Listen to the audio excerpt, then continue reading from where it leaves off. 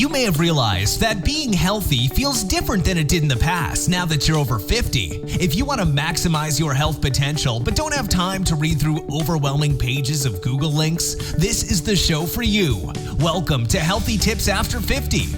We love doing the research, finding solutions, talking to health experts, and learning what works and what doesn't. Now, your host. She spent the last 25 years dedicated to feeling her best and is here to share her best findings with you, Susan Rosen.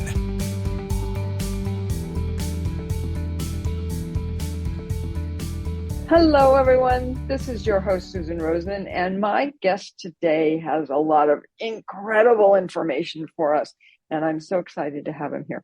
His name is Frank Davis, and he's going to introduce himself because he does it a lot better than I do. So welcome, Frank. Very happy to have you here. Thank you. It's a pleasure to be here and to be on your podcast. I'm, from an introduction standpoint, I'm a passionate fanatic about health and wellness, primarily because what I experienced in my earlier years, having gone through multiple illnesses, everything from hepatitis twice, mononucleosis twice, pneumonia twice, chronic fatigue syndrome. And so all of that on somebody who's a type A personality that is very much loves athletics and participates in sports. And so I became obsessed about finding a solution, especially when I got the chronic fatigue syndrome. And so that put me on this path of health and wellness. And I can honestly say I'm healthier at turning 77 now than I was at 47, primarily because of what I've discovered and what I've done to my own body. And I figured that if I can do this to me, who has one of the most compromised immune systems that I knew at the time, then I need to share it, and I need to provide this same, hopefully, benefit to others that I've experienced. No, that's great. So you were telling me a little bit about your story and how you've ended up where you are now. Which I found fascinating, and would really appreciate it if you could go through particularly what led you and how you ended up with the product that you're actually selling and helping people with. So as I mentioned, I struggled with all these different diseases as a child, the mumps, the measles, everything. And in retrospect, I realized I was raised on antibiotics, which I'm convinced did affect my immune system. So as I mentioned earlier, I facetiously said that when somebody drove by in a car with their window down and had a cold, I caught it. I was just seemed to be everything that came by, I got. And I was so frustrated. And so this process of continually fighting different illnesses from hepatitis, mononucleosis, pneumonia, colds, flus, other different illnesses, all the allergies. I had food allergies. I had allergies against cats, dogs, you name it. I had fall and summer allergies. And so, life was not real pleasant all the time, even though I'm basically a happy person and had a zest for life and loved sports. It just impacted what I could do and what I enjoy doing. So when I got this chronic fatigue syndrome in my early 40s, it was debilitating. It basically put me into bed rest. I had no energy, no strength to do anything. And so I became really focused on trying to find a solution. And I live in an area where it's what I call the network marketing capital of the world. Everybody had an answer. I was willing to try anything. I guzzled stuff that looked terrible, tasted terrible. I would go to doctors, and I got no solution out of that. So while I was in this real pursuit of answers, I was referred by, a professor at the local university to a symposium that was being put on in here in a neighboring city. And I went there, and this symposium was put on by a number of universities across the country, and it was entitled Foods as a Medicine. And so I went there. I had no idea what to expect, but they introduced it to say there'd been more research done in the last 5 years than the prior 200 years, linking every known illness, every known disease to some form of dietary deficiency.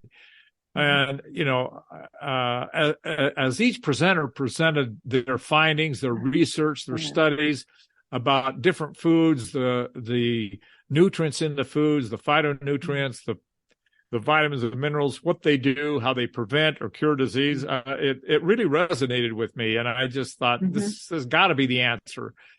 And yet I was also aware, having been born and raised on a farm, that the food industry isn't what it used to be.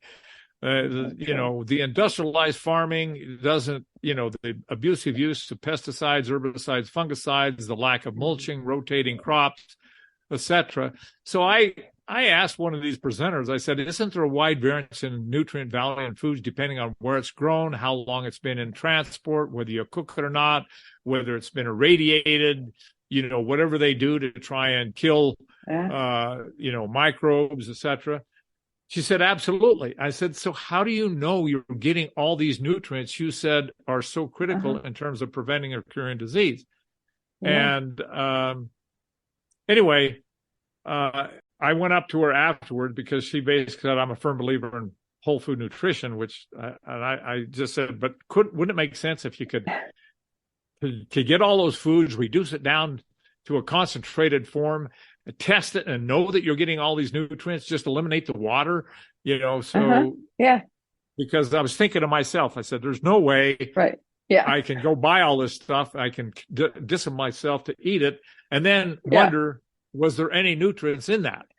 Yeah, and right. Exactly. And was your body able to take any of it in, right? Yeah. So that was really my journey from childhood up to a point where I did that. And in that process, I ended up getting finding a registered dietitian with her master's degree in clinical nutrition that had developed what is the forerunner of what I currently have, but it was a whole food nutritional supplement that I started on. And literally within less than a month, I was out of that chronic fatigue. And for the following 15 years, because I hired her and we ended up improving and developing on that, I never got sick. This had never happened in my life. I had never gone a year without a cold, multiple colds, catching the flu, doing other things. And all of a sudden I was I'm older. I was in my 40s, 50s, 60s, and not having anything. And I thought, so that was really, the long story short of where I started from, where I got to, and got passionate about nutrition, wellness, and believing 100%, you give your body the right nutrients, it will work miracles. And realizing that most people have no idea how hard it is today to give their body the right nutrients because it's not in the foods. It's just, because of the length of time from harvest to market, because of the use of the pesticides, the herbicides that on there that inhibit the uptake of minerals from the soil, and most people turn to some form of supplementation, but that's another story. Most supplements are the pharmaceutical industry. They're created in a laboratory. They're chemical isolates, synthetically made. And, my bias, and I can document it, that it does more damage than good. Vitamins in nature, in foods, are a compound. They're a complex. They're not a single chemical isolate. That's true. They work synergistically together to provide the benefit for the body. Mm-hmm. And so all of those things are really, now my passion and my passion to share it. Oh, no, absolutely. Absolutely. So I know you and I were talking a little bit earlier about what the product is that you've put together to address all of these issues and I don't know, problems in the whole food chain. Right. Well, what I did, I hired this registered dietitian with her master's degree in clinical nutrition who had developed a whole food supplement for another company that I took and that got me out. And when I said, can this product be improved upon? She said, absolutely. I said, okay, throw away the checkbook. This is not about margin. This is about my health, your health. I'm not, so that's how we started. And the more I dove into the quote supplement industry, the more smoke and mirrors I found. And I realized that 99.99% of it is all driven by margin and story. It is not by necessarily efficacy and whatever. And so that's why we ended up having to do it ourselves, because it didn't exist. And then I ended up finding a technology that could reduce any fruit, any vegetable, any food down to a powder form with zero loss of any nutrients, color, or flavor. It was not depending on heat. It wasn't depending on chemicals. It was an infrared drying process just off of visible light. And I didn't believe it at first. It sounded a little too good to be true, but I went up. It was developed by two Washington State PhDs. And I spent a day with them and realized that they really had what I considered the Holy Grail. And I put the money in to commercialize it. And so that became the foundation of the product, where I could take, and then we would literally go out and contract with organic farmers to produce it. So we knew where it was grown, how, and then we processed it. So that it wasn't a guessing game. Is there any nutrients in this soil that's being transferred to the plants or whatever? And so we developed a product that is called Complete Essentials. It's this product right here. And I have it in a fairly large stick pack form. There's literally 100 different ingredients in there that has all the vitamins, the minerals, the antioxidants, all from whole foods. There's nothing artificial, nothing created in a laboratory. And so it becomes my insurance policy that I'm giving my body all the essential nutrients it needs to function the way it was designed to function. That's why I am, more energetic and can do things at my age at 76, 77 than even I could do in my 40s, where I participate in the World Senior Games, play basketball, play racquetball, bike, you name it. I've done that now for the last 25 years. But it's, I think most of us are operating on 4 cylinders because we're putting 4-cylinder fuel in our body and have no idea we were created with 8 because we're so used to how we feel, how we function. But when you put the right fuel in your body and the right nutrients and you nourish yourself on a cellular level, you'll be amazed at what it'll do for you. I've been accused by many that I just was born with a great genetic pool. And I said, you wouldn't want my gene pool. My father, my mother were both dead before my age, one of heart disease, the other of cancer, lung cancer. My brother has cancer. My sister died of cancer. My brother is bald. My sister, my grandfather on both sides are bald. My brother's bald. I have a full head of hair. My mother had genetic eye problems that's passed on to my siblings, and I have 20/20 vision. I have a full head of hair. Wow. I'm telling you, you can reverse the aging process. You can reverse your genetic predisposition for certain things. You can reverse your DNA when you give your body the right nutrients. Yeah. No, and that's, I think the important thing as well is that you've got it in a way that people can take it and use it. That's it. Right? Yeah, because until you get healthier, you can't even if you're eating the right things, you can't always use it in your body until your body gets better.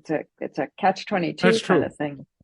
Yeah, that's the challenge, and that's why I say I have taken this product in every single day for the last 30 years, and it's the healthiest I've been in the last 30 years. And I can't attribute it to anything else because I know what my prior 40 plus years was. Right, exactly. And including in allergies, because I used to suffer from hay fever, allergies to grasses and trees, etc. Just miserable fall and summer. And spring. Now, I really don't. I can tell when there's a high pollen count because my eyes will get a little itchy, but I don't have any of the responses I used to have. I don't, and part of that is, the digestive enzymes and the probiotics in there, they help your body deal with those things so you're not struggling with these different type of allergies that you're exposed to in the environment or in the foods. Yeah. So is it a powder? Is it a bar? It's a powder. It's because from the shape, it could be. Yeah, it's just it's a stick pack that has 11 grams of powder in it. Okay. There's over 100 different ingredients in there, but they've been processed in such a way in a water extraction to get into extract form where I can literally have all those nutrients in that powder form. And on the label, be able to say you're getting 100% RDA of all these vitamins from foods. You're getting, all of the different antioxidants, probiotics, digestive enzymes, essential fatty acids, all of it plant-based. So you just and the proof's in the pudding. Put it into juice or water, or what do you? Because you can't just take it directly. I personally put this in. I also have produced a plant-based protein that I put it in with, but I put it in a protein. I mix it with half a banana and some organic berries, just in water in the morning, a smoothie, and it tastes great. It tastes great. It's very filling when you're nourishing your body on a cellular level. You get satiety. You're not hungry all the time. It's when we eat empty calories, our body keeps saying, "Nice try. I got nothing out of it. Keep it coming." So we keep feeding it all these empty calories, and then we just balloon out. Remember that anti-calories. That's good. I like that. But anyway, but it tastes great if you on the go. If you just had a 16-ounce water bottle and took it in, shook it up, and drink it, it tastes great too that way. It doesn't look as great. It's definitely a dark green because of all of the grasses and greens that are in there, but it tastes great. Yeah.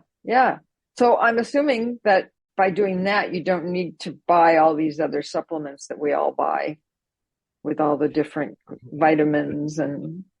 Well, that's another side of the story, Susan, is that I'm a vegetarian, I'm a vegan, but I avoid synthetic vitamins more than I avoid meat because I believe they are drugs. They're produced in a laboratory. So I would just challenge any of your listeners to look at what supplements they're taking. And I'm going to give you a few examples just to when I tell you that vitamins in nature are a compound, a complex.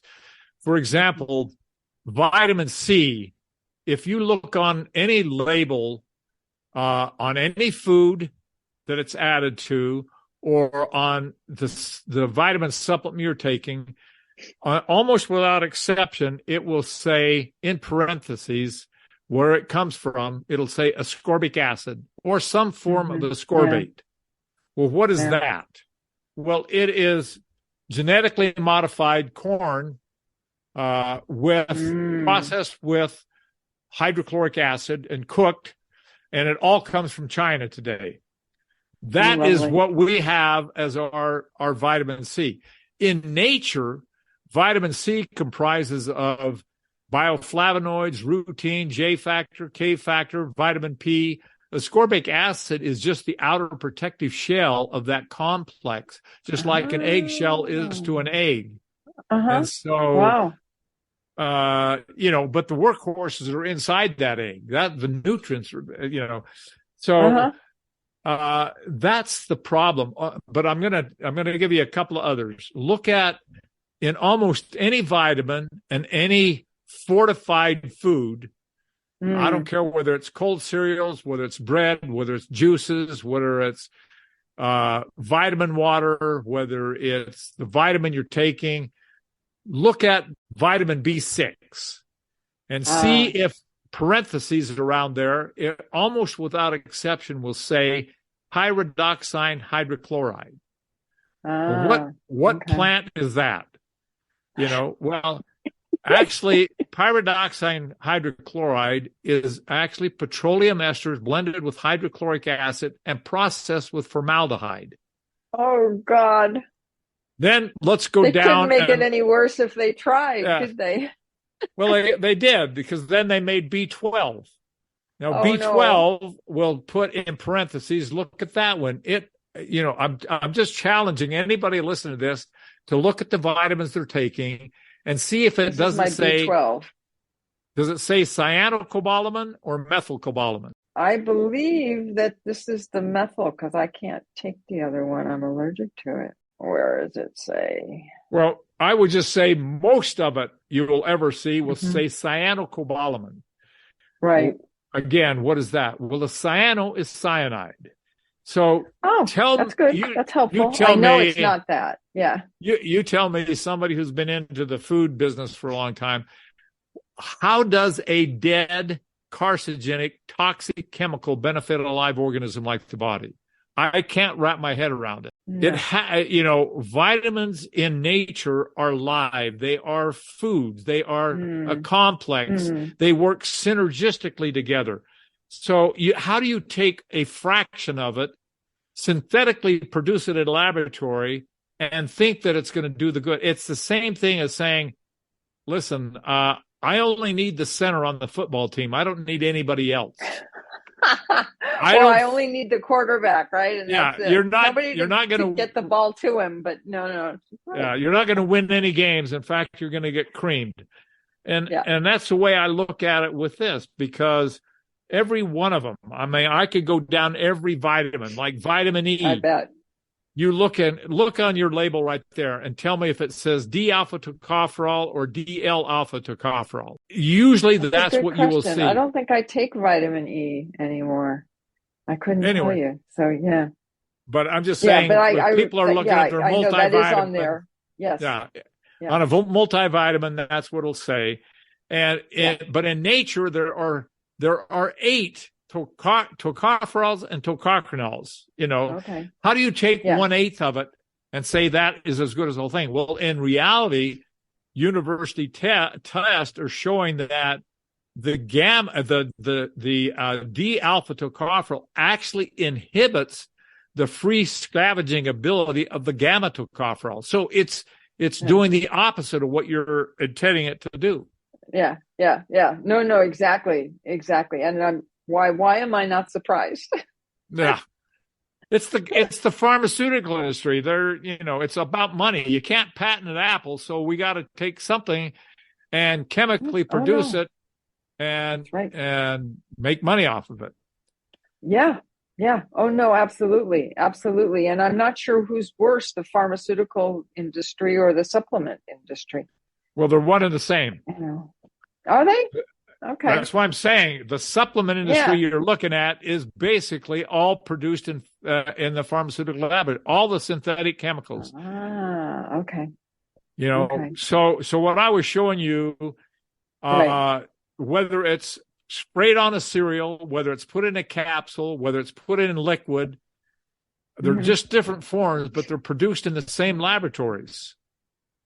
And they are chemical isolates that do not do the body good in the long run. Yeah. Well, it's probably similar to the food, right? You can eat it or you can put it in and then you pee it out or shit it out or whatever it happens to be, and none of it gets into your system. That's true. Well, actually, if you were taking B vitamins in a synthetic form, you will notice that your urine will usually turn bright yellow. And it is your body's first attempt to get rid of it. And some people think that that's a good thing to see that in there. It is not. Because if you take it in a food form, in a whole food form, your body recognizes it a whole food, knows how to use it and benefit. And if it doesn't use it all, it knows how to store it. It doesn't try and get rid of it. So that brings up another question. For those of us that have been taking these supplemental vitamins and stuff for decades, is it like other things where your body gets so used to not being able to use it that it stops knowing how to, even if something comes in that it could use? No. Okay. If you take the vitamins in a whole food form, your body recognizes it as a whole food, knows how to use it, knows how to absorb it and benefit. It's when you take, for example, if you were taking vitamin C in the form of ascorbic acid, vitamin C is one of the things your body cannot produce. It has to ingest it. And so, that's why back in, we know from basically the Dark Ages that vitamin C deficiency creates, you can have scurvy. That's why the sailors, they used to call them limeys because they would do that, or sauerkraut or whatever they would take to prevent that. But in the if you're taking vitamin C, like I say, in the form of ascorbic acid, it actually creates genotoxins that mutate the DNA. It contributes to arteriosclerosis. So it's not, but what happens is your body recognizes it's incomplete, and it robbed from the collagen tissue to try and give your body the benefit of of the whole food vitamin C. But you can only do that so long without, suffering the consequences. It's like a lot of drugs you take. There can be a short-term benefit, but there are side effects. There are long-term problems that are created. Absolutely. Wow. So are you creating more than just the one product, or do you have other products as well that kind of hang off of that one? I do. That's the main. I do. I have this as kind of the foundation product that I just say is kind of is what I would say everybody needs every day. But depending on if you're dealing with different type of conditions or whatever, you might need extra of something. I created vitamin D product. Vitamin D is kind of it's the new vitamin C, so to speak. It's linked to everything. but my vitamin D is just organic mushroom, period. Mushroom absorbs synthesizes the sun into vitamin D just like the human body does. And so wow, I had no idea. It's a whole food form. All the other forms, the D3, most of it is synthesized from lamb's wool. I'm just a total firm believer in whole food vitamin C. In vitamin D. In vitamin C, for example, I have extra vitamin C, and all it is organic acerola cherry. Acerola cherry has 1,000 times more vitamin C per gram than an orange. And so 25% of that organic acerola cherry is whole food vitamin C. And, they did a study at Cornell University years ago where they tried to determine how much vitamin C was in an apple. And they equated it to how many milligrams of ascorbic acid it would equate to. And they equated it to 5 milligrams of vitamin C in the form of ascorbic acid is in that apple. But when they actually did the test on the apple after it was consumed to determine the antioxidant effect, they found that it was the equivalent of 1,500 milligrams of vitamin C.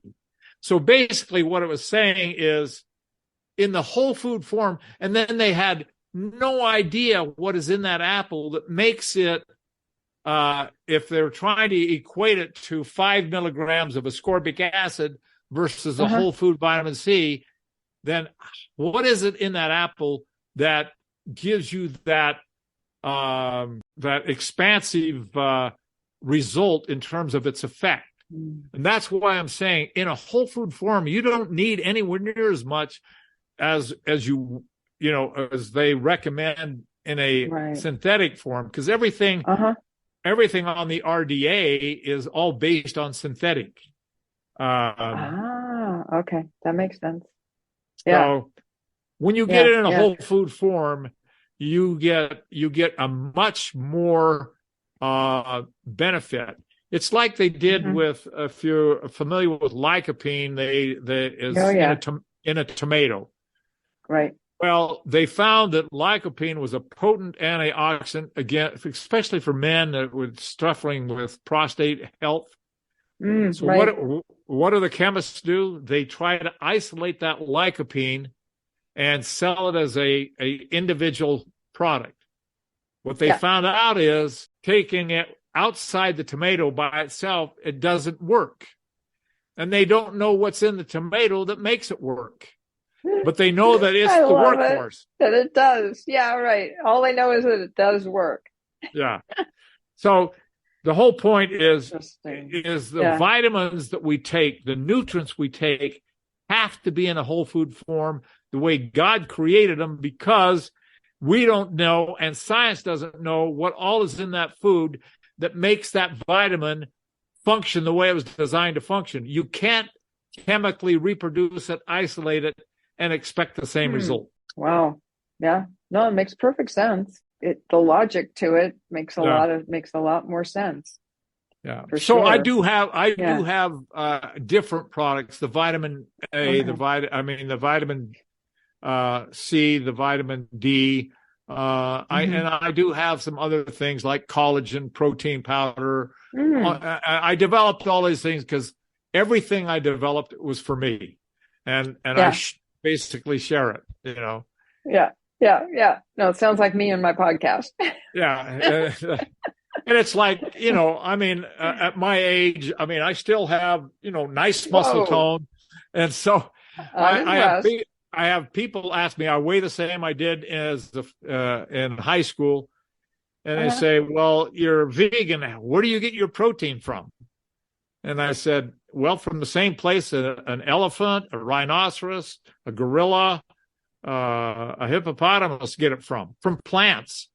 You don't see them very anemic, do you? It's so, that's, are you Yeah, I was going to say, so are you also suggesting that people become vegetarian or lacto-ovo vegetarian, or I'm not necessarily. is it not that big of a deal? Well, to me, it is. I mean, I do believe that, especially in the United States, we overconsume animal protein, and animal protein, no matter what positive side of it is, there are negative sides. You don't have with plant-based protein. And, you know, if we ate meat in real moderation, you know, no more, from my perspective, no more than 10% of your caloric intake in clean meat, such as, you know, organic, grass-fed, then I think you're fine. But, you know, I happen to believe that, you know, meat is one of the biggest problems we have as far as contributing the rest to of our health, environment. you know. Yeah. Well, and the whole rest of our environment, right? Right. Especially the cows. But, you know, with a lot of issues, you know, everything from high cholesterol to other things that we're dealing with. And there's studies that show it actually is a substrate that feeds cancer. So, you know, there was an experiment done in India and then replicated by a professor emeritus at Cornell University, where they injected rats with equal amounts of aflatoxin, one of the most carcinogenic substances known to man, and they put one of the groups of rats on a diet that consisted of 20% animal protein, and the other group on 5% animal protein. It was casein from milk. In 100 days, the group that had the rats that were fed 20% animal protein, every one of them had developed cancer, and every one of them were dead. Of the 5%, none of them had developed cancer. And the researchers could literally turn cancer on and off like a light switch, whether by introducing or taking away the animal protein. So, you know, that's just, you know, I don't mean to get on that, but that's part of my bias is that under 10%, you're pretty safe. But I just happen to say I'm going to go the whole way. I think there's more benefit to plant-based, whole food plant-based diet than you know, carnivorous diet. So no, and I can appreciate that. We my husband and I actually don't eat anywhere near as much meat, you know, as we used to. We do eat cheese, which is kind of, you know, iffy as well, because it's got a lot of the same proteins and stuff. And I can't do anything from a cow anyways. I'm allergic to it. So I just, I do goat cheese. Well, I was raised on a farm, and believe me, I ate meat 3 times a day, and I had, you know, but I also think that contributed to some of the health issues that I was dealing with.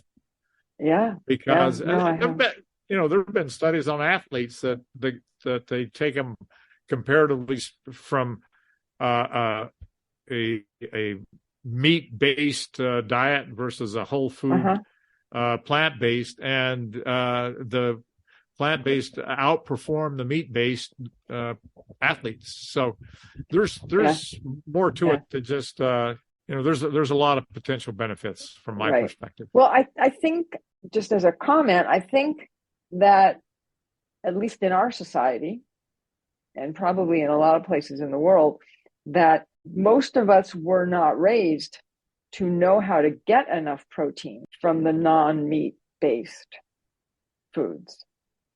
That's probably true. Learning. That's an education that needs to be done. But I also think we were raised with the idea we need more protein than we do. Absolutely. Totally. And there is ample sources of protein, whether it be, you know, kale or some of the leafy vegetables, nuts, Oh yeah. beans, legumes, you name it. Don't like they, those. yeah, they have. There's lots of forms of protein. Oh yeah. No, I agree. I agree. Peas, rice. Yeah, but it's so funny because people will eat all those things, and you ask them, well, why don't you stop eating meat? Oh no, I need protein. It's like, yeah, but you're already getting protein over here, right? I'm even now. I think people don't make that connection. That's the way we have been indoctrinated in this Western world. No, you're right. Yes, and totally. There were studies that they were even recommended as high as 35% of your caloric intake in animal protein, and where I think in reality, you don't need it, but you get all the protein you need out of plants, and that's. Mm-hmm. That's the tofu and stuff as well, right? All the soy products. I'd rather take it first round of the protein rather than being recycled through animals. yes, I'll agree with that. I will agree with that. So that sounds like a good place to wrap up here. Yeah.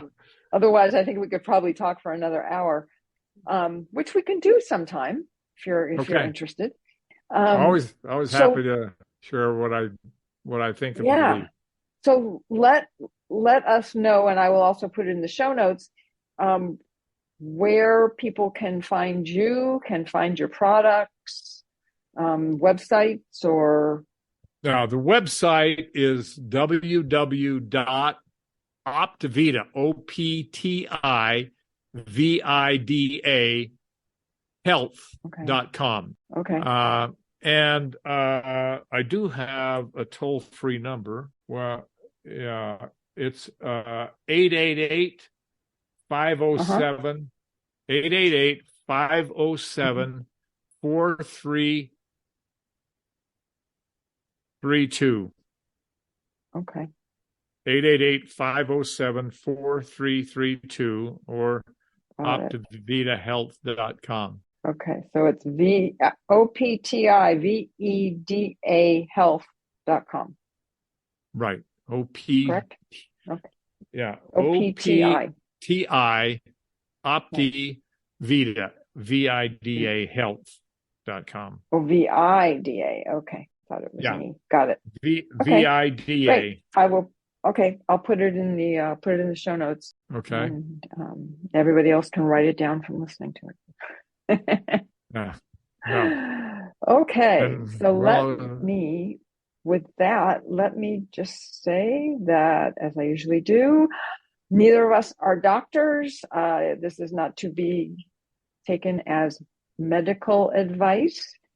And other than that, thank you very much, Frank, for coming on. More welcome. Great information. Just fabulous. So thank you. And I'm going to say I will see everybody else next week. This has been Healthy Tips After 50 with Susan Rosen. To stay on the cutting edge of the most effective health strategies, subscribe to this podcast and let us know what you thought of the show with a comment or like on iTunes. Visit healthytipsafter50.com for this episode's show notes, more resources, and free offers.